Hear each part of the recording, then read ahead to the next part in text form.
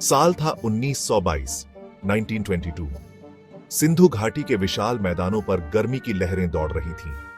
R.D. Banerjee नाम के एक युवा पुरातत्वविद सिंधु नदी के पास प्राचीन टीलों के एक समूह पर ठोकर मार गए। उन्हें क्या पता था कि वह एक ऐसी खोज के कगार पर हैं जो इतिहास को ही बदल देगी। आगे की खुदाई से पता चला कि ये टीले एक खोई हुई सभ्यता, सिंधु घाटी सभ्यता के मिस्टरियों को समेटे हुए थे।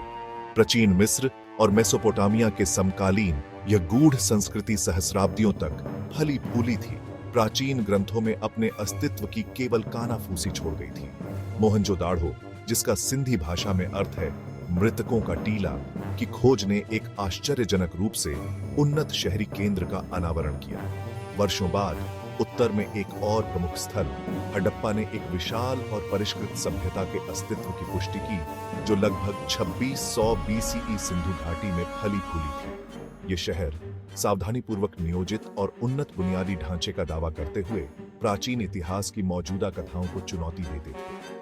उन्होंने ऐसे लोगों की कहानियां सुनाई जिन्होंने कई अन्य ज्ञात सिविलाइजेशनों से बहुत पहले शहरी नियोजन, लेखन, कला और व्यापार में महारत हासिल कर ली थी। मोहनजोदाड़ो और हड़प्पा की खोज केवल प्राचीन खंडहरों का पता लगाना नहीं था, यह ह्यूमन इतिहास में एक भूले हुए अध्याय का अनावरण था, जो हमारे पूर्वजों की सरलता और परिष्कार का प्रमाण था। सिंधु घाटी सभ्यता, जिसे हड़प्पा सभ्यता के रूप में भी जाना जाता है, लगभग 3300 BCE सिंधु नदी घाटी के उपजाऊ मैदानों में उभरी। आधुनिक पाकिस्तान और उत्तर पश्चिम भारत के कुछ हिस्सों में फैला यह क्षेत्र एक संपन्न सभ्यता के फलने फूलने के लिए उपयुक्त स्थान प्रदान करता था। सिंधु नदी इस क्षेत्र के लिए जीवन रेखा, कृषि के लिए पानी की निरंतर आपूर्ति प्रदान करती थी।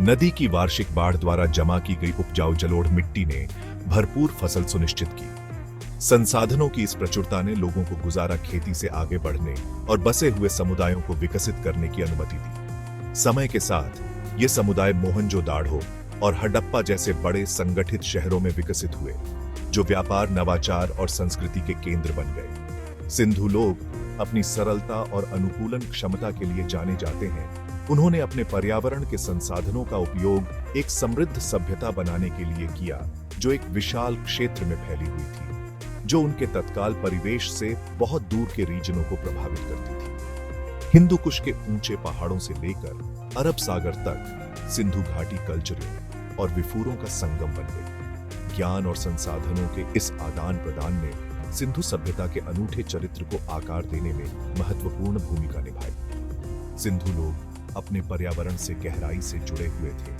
उन्होंने प्रकृति और उसकी लय के प्रति श्रद्धा विकसित की। यह श्रद्धा उनकी कला, वास्तुकला और संभवतः उनके धार्मिक बिलीफ्सों में भी स्पष्ट है, जो प्राकृतिक दुनिया के साथ एक सामंजस्यपूर्ण कोएग्जिस्टेंस का सुझाव देती है। मोहनजोदाड़ो या हडप्पा के खंडहरों में कदम रखना समय में पीछे हटने जैसा है। ग्रिड पैटर्न में बिछाई गई सावधानीपूर्वक नियोजित सड़कें एक ऐसी सभ्यता की बात करती है जो व्यवस्था और दक्षता को महत्व देती थी। मानकीकृत जली हुई ईंटों से बने ये शहर शहरी नियोजन और इंजीनियरिंग की प्रभावशाली समझ प्रदर्शित करते हैं। कुछ 30 फीट चौड़ी सड़कों में ढकी हुई जल निकासी व्यवस्था थी, जो उनके उन्नत स्वच्छता प्रथाओं का प्रमाण है। आंगनों के फोरों और बने घरों में अक्सर निजी कुएं और स्नानघर होते थे, जो कई समकालीन सिविलाइजेशनों में अनसुनी रौसकौश थी। इन शहरों की सबसे खास विशेषता इनकी अत्याधुनिक जल प्रबंधन प्रणाली थी। मोहनजोदाड़ो में ग्रेट बाथ जैसे सार्वजनिक स्नानागार वास्तुशिल्प चमत्कार हैं, जो उनके जीवन में कर्मकांडी पवित्रता के महत्व का सुझाव देते हैं। विशाल मात्रा में अनाज जमा करने के लिए पर्याप्त बड़े अन्न भंडारों की खोज एक सुव्यवस्थित कृषि अधिशेष और केंद्रीकृत प्रशासन को इंगित करती है। उठे हुए चबूतरों पर बने दुर्ग में महत्वपूर्ण सार्वजनिक भवन थे, जो एक पदानुक्रमित सामाजिक संरचना का सुझाव देते थे। ये शहर न केवल आबादी के केंद्र थे, बल्कि नवाचार और बौद्धिक खोज के केंद्र भी थे। उनके विशाल क्षेत्र में मानकीकृत बाटों और मापों की खोज एक संपन्न व्यापार नेटवर्क और गणित की जटिल समझ की ओर इशारा करती है। कार्यशालाओं और कारखानों की उपस्थिति श्रम की विशेषज्ञता और स्थानीय खपत और व्यापार दोनों के लिए वस्तुओं के उत्पादन का सुझाव देती है। खंड 4 मोहनजोदाड़ो में जीवन का एक दिन। 4000 साल पहले मोहनजोदाड़ो में एक चहल पहल भरी सुबह उठने की कल्पना कीजिए। हवा में व्यापार की आवाजें, बच्चों के खेलने की आवाजें और एक लोहार के हथौड़े की लयबद्ध आवाज गूंज रही है। आप अपने घर से बाहर कदम रखते हैं जो मिट्टी की ईंटों से बना है और एक खुले आंगन से ठंडा है। जौ की रोटी और शायद कुछ खजूरों के नाश्ते के बाद आप बाजार की ओर चल पड़ते हैं जो शहर का दिल है। यहाँ विक्रेता अपने माल का ढेर लगाते हैं। करघों से रंगीन वस्त्र, जटिल रूप से तैयार किए गए मिट्टी के बर्तन, झिलमिलाते मोती और दूर देश से आए हुए विदेशी स्पाइसेस। ट्रेडी अपने माल से लदे हुए गाड़ियां समुद्र के उस पार सिविलाइजेशनों से समाचार और सामान लेकर लोथल के बंदरगाह शहर से आते हैं। सिंधु लोग कुशल कारीगर और ट्रेडी थे। उनके मिट्टी के बर्तन जटिल ज्यामितीय डिजाइनों और जानवरों के चित्रण से सजे हुए प्राचीन दुनिया भर में बेशकीमती थे। उनके कपास के वस्त्र असाधारण गुणवत्ता के मेसोपोटामिया तक बेचे जाते थे। जैसे जैसे दिन चढ़ता है आप ग्रेट बाथ की यात्रा कर सकते हैं, एक विशाल सार्वजनिक संरचना जिसे माना जाता है कि अनुष्ठानिक सफाई के लिए इस्तेमाल किया जाता था। या हो सकता है कि आप एक सार्वजनिक बगीचे में एक पेड़ की छाया की तलाश करें, पड़ोसियों के साथ बातचीत में संलग्न हो। शाम को परिवार अपने आंगनों में इकट्ठा होते हैं, कहानियां साझा करते हैं और ठंडी हवा का आनंद लेते हैं। मोहनजोदाड़ो में जीवन की लयबद्ध गुंजन, हालांकि हमारे अपने से अलग है, एक जीवंत और परिष्कृत समाज को दर्शाती है। चहल पहल भरे बाजारों से लेकर दैनिक जीवन के शांत रीति रिवाजों तक मोहनजोदाड़ो के लोगों ने एक ऐसी दुनिया का निर्माण किया जो समृद्ध और सांस्कृतिक रूप से समृद्ध दोनों थी। जैसे ही सूरज डूबता है शहर में लंबी परछाई पड़ती है। आप अपने घर वापस चले जाते हैं। दिन की गतिविधियों की गूंज धीरे धीरे रात में फेडिंग जाती है। कोमल चांदनी से नहाया हुआ शहर अपने लोगों की सरलता और लचीलापन का प्रमाण है।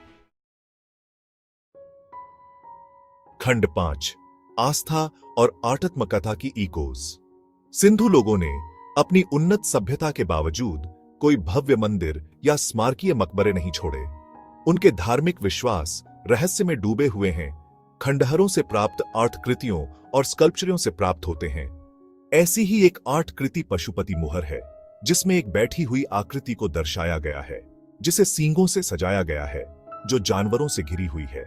यह आकृति, जिसे अक्सर एक प्रोटो शिवा के रूप में व्याख्यायित किया जाता है, प्रकृति और प्रजनन क्षमता से जुड़े एक सींग वाले देवता में उनके संभावित बिलीफ्सों की एक झलक पेश करती है। देवी डीटियों को दर्शाने वाली टेराकोटा स्कल्पचरों की प्रचुरता उनके पंथ में महिला डीटियों के महत्व का सुझाव देती है। घरों और टेम्पल्सों में पाई जाने वाली ये स्कल्पचरियां स्त्री दिव्य की शक्ति में विश्वास की ओर इशारा करती है।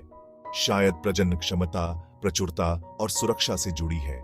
गूढ़ प्रतीकों के साथ उकेरी गई कई सीलों की खोज एक लिखित भाषा की ओर इशारा करती है। ये प्रतीक, हालांकि अभी तक अंडरस्टैंडिंगा नहीं जा सका है, उनके विफोरों, बिलीफ्सों और दैनिक जीवन के बारे में आकर्षक सुराग प्रदान करते हैं। उनके पास उनके धार्मिक व्यवहार, सामाजिक संरचना और शायद ब्रह्मांड की उनकी समझ के मिस्ट्रियों को खोलने की कुंजी हो सकती है।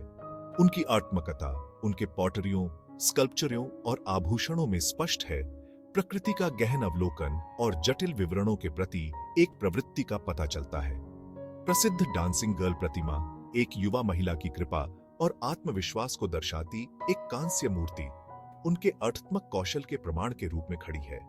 ये आर्ट कृतियां एक खोई हुई दुनिया की गूंज, सिंधु लोगों के मन और बिलीफ्सों में क्षणभंगुर झलकियां पेश करती हैं।